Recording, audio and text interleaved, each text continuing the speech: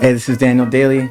And I'm 1985. Together, we're Division. And you are now watching Okayplayer's on-demand R&B edition.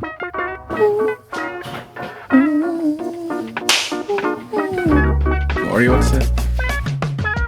What would you say inspired the direction of where you wanted to take things and where we ended up? The title, I mean, that's a phrase we've kind of had in our DNA. Well, before we were even Division. Yeah, before we were even Division, and I was just Daniel Daley and you in 1985. We had a mixtape that we were going to put out called Working on My Karma. So I think that we've always wanted to use that title. Right? Yeah, I think it just kind of happened based on the song. I kind of wanted R&B to have a new direction, which is having the fundamentals of the classic stuff and the conversation that is of today, which is how you end up with records like, What's Up and stuff like that. So what's one song that comes to mind when you hear the word karma? You better be careful what you say to me. Sparkle. Wow. Be careful. Careful what you say to me because it might turn around on you. It's a good one. I would never... You now, name one song that comes to mind when you hear the word love. Definitely Love by Keisha Cole.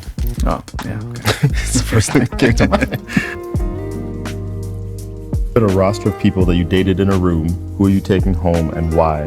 Your number 1, 2, or 3? Obviously take your number 1. I think that's my answer. I feel like everybody would take their number 1. So maybe you came with your number 1. And your 2 and 3 are there and you're trying to get away from it. If you came with the number 1, you went number 1.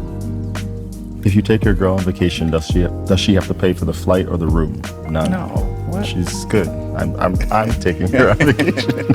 How do you keep getting these easy ones? I'm trying to peek at them. When you think of singing in the rain R&B, what are 3 acts, singers, or groups that you think of and why? Okay, that's dope. Boyz II Men. I think of Usher.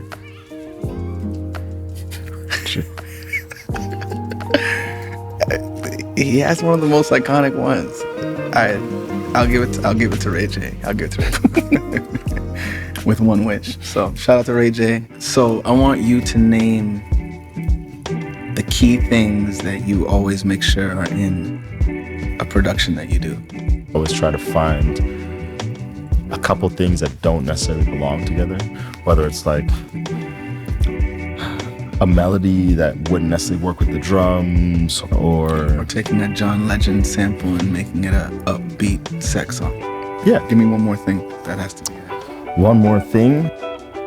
Drums. Drums have to be. You've never made a song without drums? Very few. I have. What do you think is the difference that you felt working with JD and B Cox? Like say versus 40.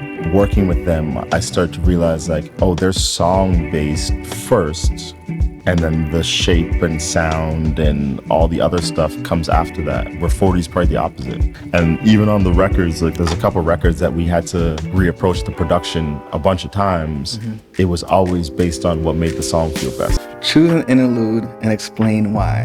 Better yet, interlude or Daniel's interlude.